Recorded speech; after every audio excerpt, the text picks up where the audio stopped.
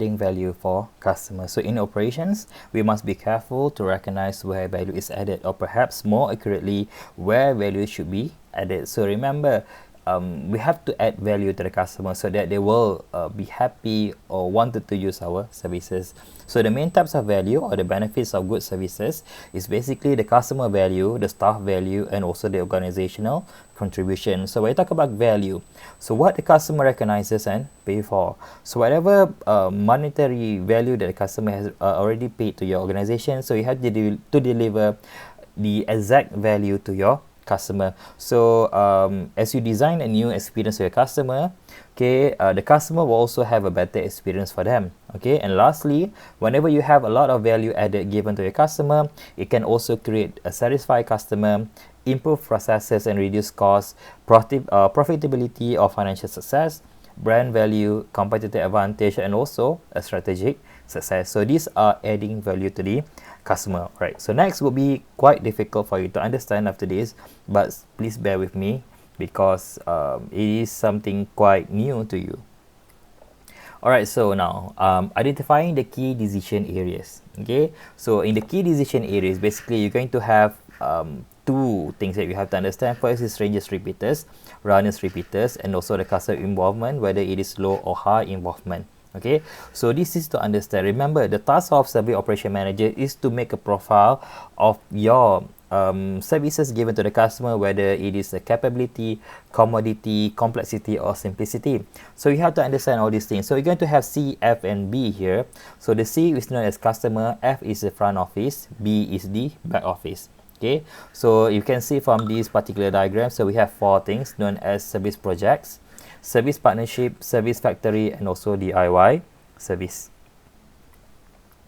Okay, now the key decision matrix shown before provides a mean of categorizing service processes. So this matrix helps us to understand where the prime value is added and therefore what should be the key focus of attention for operation managers. Okay, it identifies four types of decision area. Okay, in the relationship between the C, F, and B for runners or repeaters and strangers or repeaters depending upon the level of customer involvement.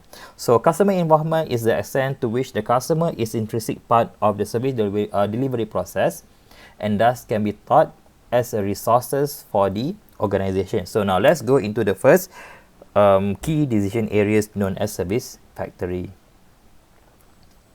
Alright, service factory is basically a high volume, low variety operation dealing in runners and occasionally repeaters with low customer involvement. When we talk about high volume, low variety, so this one will reflect into the commodity. Okay, for example, we have retail operation, restaurant chains, and many financial services. So the key decision areas for these services is in the back office, where the prime task is efficient and consistent high volume operation. So the service factory, okay, is potentially efficient and consistent, particularly across multi-site operations, but may feel impersonal to customers. So when we talk about service factory, it is a low customer involvement and they are much better in running runners rather than repeaters.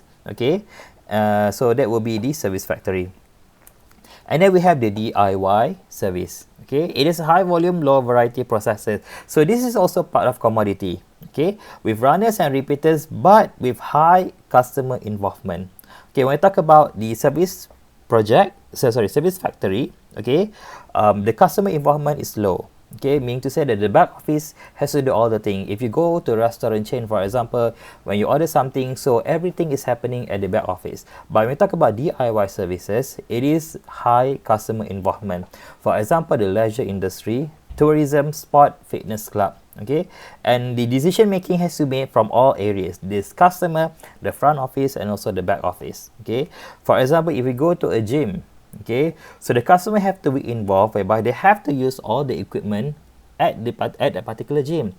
If they don't use any equipment, so how can they become fit in that particular sense? All right, so in DIY, meaning to say that it has to include the customer involvement, so high customer involvement in this area. Alright, so now we go into the service projects. Alright, service projects utilize processes that are predominantly repeaters and also strangers, okay, with limited customer involvement.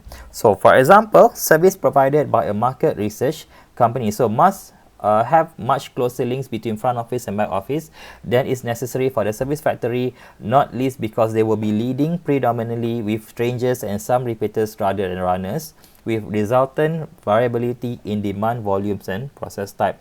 So the front office must have more skills and flexibility than in a service factory. So service project basically, okay, it is something that does not have a high involvement of customer. Okay, so the customer basically have a very limited customer involvement. All right, for example, a market research company, so they do not have any involvement with the customer, maybe a little, or maybe just a simple kind of involvement with customer, but it is not a high involvement. Okay, so in this area basically, right, it involved the front office and also the back office whenever you wanted to make the decision.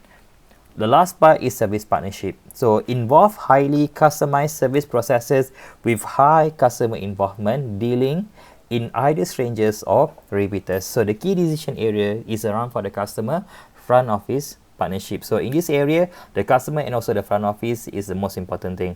For example, a consultant who work with management team in the process of strategy development, where there is an expectation that part of service outcome is that the consultant will mentor management teams members as part of their personal development. So because customer and service provider are so directly linked, the effectiveness of this service often a function of the personal chemistry between individuals involved. So the challenges here is for the organization to manage their communication link between front office and also the back office. So these are the service partnerships. So these are the four things, the four key decision areas known as KDAM. Alright, so before we proceed, so we're going to stop here first so that we can digest first the four key decision area metrics. So take time for it to take a break. So we're going to continue with our how can managers engineer the service process.